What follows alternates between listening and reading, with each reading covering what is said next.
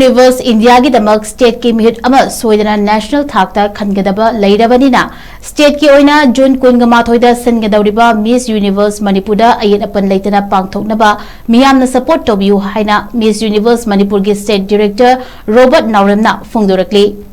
Imphal north AOC दा लैबा classic hotel दा मिस यूनिवर्स मणिपुर की सेशन सेरेमनी पांगथोकपगा मरी लैनना रोबर्ट ना मखा ताना हाई लाक्लिबा जून 28 दा चंद्रकृति ऑडिटोरियम दा पांगथोकदोरिबा फिनाले असिदा कंटेस्टेंट कुन्ना सरुग्यागनी मखोइगी मरक्तगी कंटेस्टेंट अमखकना नेशनल की थाकता सरुग्याबा फंगनी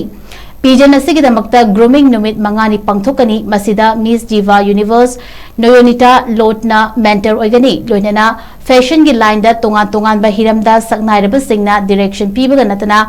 जूरी मेंबर ओइनसु सरुग्यागनी एखोइगी खुनाय असिदा कन्ननबा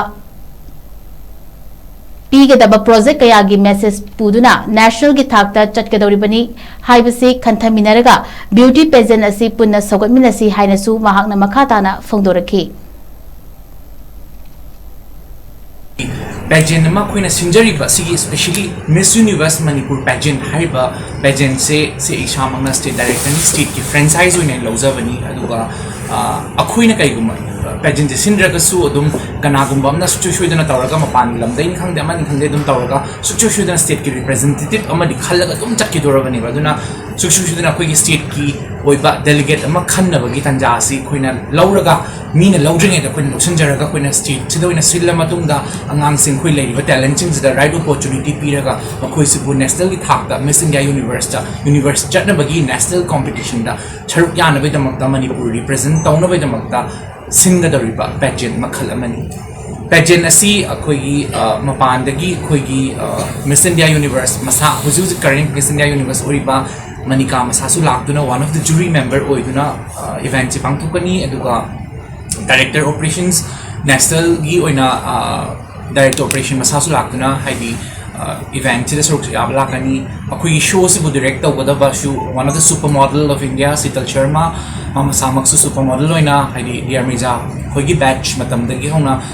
मॉडलिंग तौरक्लबा शीतल शर्मा मामा सा लाक्लगा शो से डायरेक्ट तौरगा कोरियोग्राफ तौगनी शो से मेंटर ओइदुना लाक्तोरिबसना मिस इंडिया यूनिवर्स 2024 दा इंडिया रिप्रेजेंट तौदुना मिस यूनिवर्स चटलुबी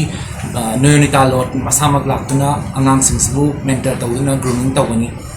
अखोई निमित मंगानी प्रोग्राम से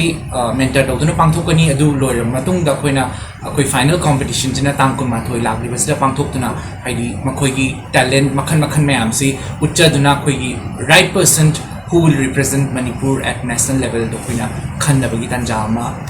luxury akhoi tasing hargadi Miss Universe Manipur se just not about aki emo tanaba natragana phazaba tanaba kaknati university purpose ama yauraga sinba pageant namani aduna pageant nama sinba matamda tasing hargadi kai marangi silino sina kanaba kari pidu no society de kari porto no Manipur kai kanaba pidu no haiba question je lak matamda state pageant sinba matamda khoina we collaborate with Manipur AIDS Control Society which is our coast partner AIDS Control Society ga partner tor matungda khoina makhoi singsibu akhoi gi project amam semaga haidi mayamda haidi AIDS awareness HIV awareness ki matangda amadi atopa makan haidi AIDS related oi